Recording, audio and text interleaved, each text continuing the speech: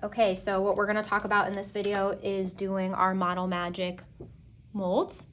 And so something that I've realized that can work really well is when you have the size bowl that you're gonna use for the extremity, make sure it can fit the hand. Obviously this is a little too small for my hand.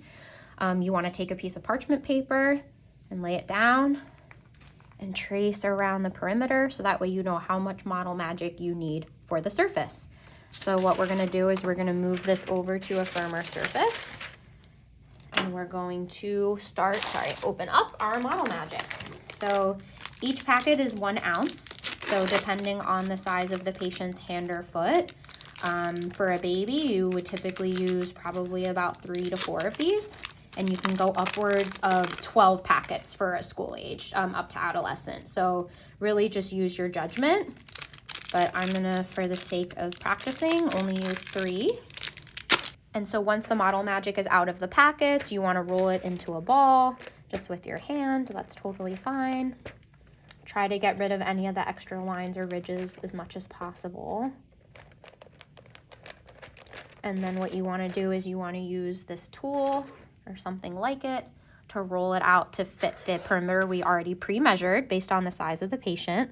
So ideally, this bowl would be good for a preschool age patient or even a toddler.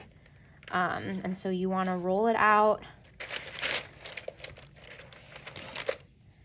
to fit that exact area we stenciled, because that's going to be the exact size of the bowl. So keep rolling it out. The key here is to make sure it's still about ½ an inch or an inch thick, because you need to have space to make the indent, which we pour the plaster into at a later time.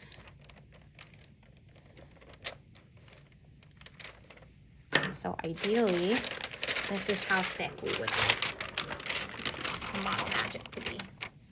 So that way we can make the indent into the Model Magic to pour the plaster in. Okay, so now we transferred over the Model Magic into the silicone bowl. We want to make sure that once it's in the silicone bowl, there is no openings on the side, because that can alter the molds. So when we pre-measure it, that should eliminate the potential of this.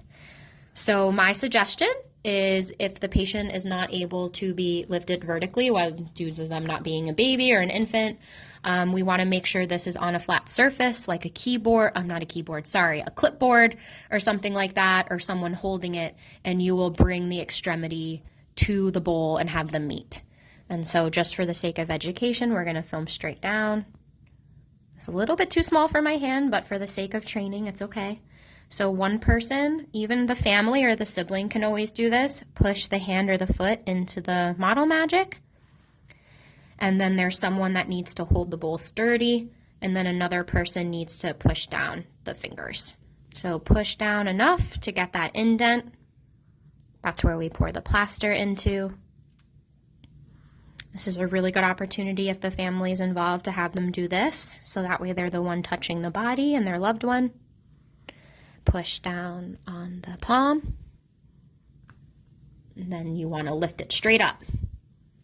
And so you can see the depth of how it's 3D enough. You see all the lines and the imprint, and then that's what Child Life pours the plaster into. So when this is completed, if Child Life is not present, please put in a Ziploc bag so that the moisture is maintained and it doesn't start cracking or drying, and inform Child Life immediately or as soon as you can that there are molds where plaster needs to be poured.